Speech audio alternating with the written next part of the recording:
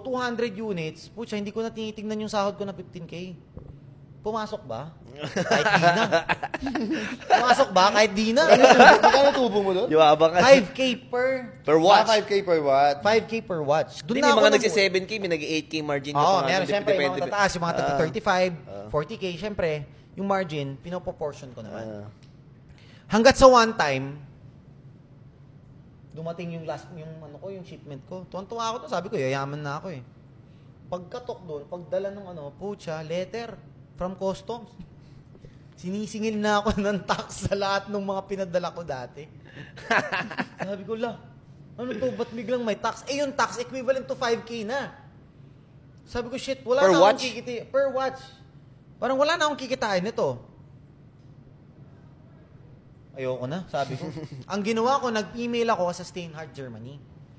Ay, actually, meron palang nagsumbong sa akin.